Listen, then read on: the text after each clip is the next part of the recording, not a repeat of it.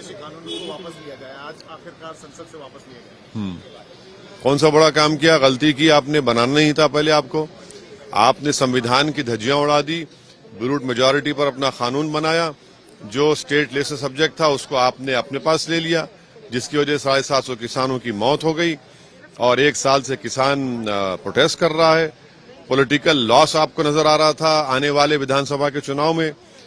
Supreme court में अगर ये जाता तो यकीनन सुप्रीम कोर्ट स्ट्राइक ऑफ करती, हमारा ओपिनियन है। इसीलिए इनको हालत मजबूरी में अपने ईगो को और अपने प्राइड को सॉल्व करके इस कानून को रिपील करना पड़ा। आप लोगों का ये पहले भी आरोप था कि उस समय बिना कंसेंट के ये बिल पास हुए, अब जब ये बिल वापस लिए गए तब भी आरोप लगा रहे हैं कि डिस्कशन नहीं हुआ। देश के प्रधानमंत्री ने कैबिनेट से फैसला नहीं लिया और खुद जाकर देश को बता दिया कि भाई हमारी सरकार इस कानून को रिपील कर रही है। फिर collective parliament responsibility parliamentary democracy का हिस्सा है। आपने अनाउंस कर दिया, बाद में कैबिनेट को लेके आते हैं।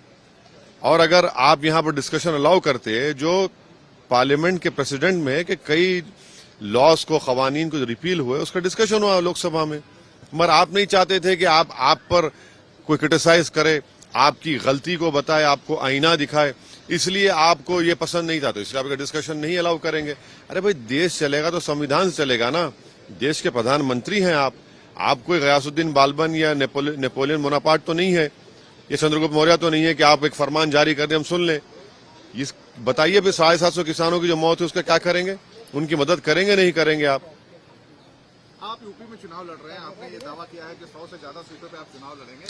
ऐसे समय में क्या ये सही होगा कि ये बिल वापस लिए गए और बीजेपी को फायदा हो जाए आने वाले चुनाव में?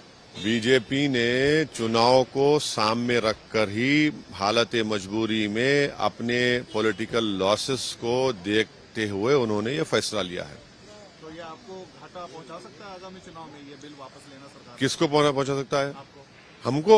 एक मुद्दा आपसे छीन लिया बीजेपी ने। हमारे पास बहुत मुद्दे हैं। प्राइस राइज का मुद्दा है, पेट्रोल डीजल का मुद्दा है, सरसों के कीमतों का मुद्दा है, योगी की पुलिस की और उनकी सरकार की मुसलमानों को लॉकअप में मारने का, दलितों को मारने का मसला है।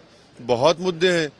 आप क्या समझ रहे हैं कि एक ही मुद्दा है क्या? बहुत मुद्दे हैं और ये इनको देखिए आप, बहुत बड़ा लॉस होने जा रहा है यूपी में। लॉस या हार रहे हैं बीजेपी? अब देखते जाइए, अभी तो शुरू। सवाल आपने इससे पहले भी दावा किया और रिक्वेस्ट भी की कि सीए का बिल और 370 जैसे कानून भी वापस। देखिए, ये जो फार्म लॉस को रिपील किया गया उसमें एक वर्ड लिखा गया, दो चीजें हैं में कि एक तो ये कि एक किसानों का छोटा सा तबका है इस कानून के खिलाफ था, दूसरा आजादी का अमृत। अरे भैया, ये सरकार अगर मुजाहिदीन आजादी को मानती है तो उनका पैगाम, उनका स्पिरिट क्या था कि देश में कंसेंसस और कंसेंट पैदा करे कानून बनाएंगे। यहां पर तो अपनी ब्रूट मेजॉरिटी पर बनाकर आप कहां के आजादी के अमरूद की बात कर रहे हैं? आप तो तौहीन कर रहे हैं उन जंग आजादी के मुजाहिदीन की।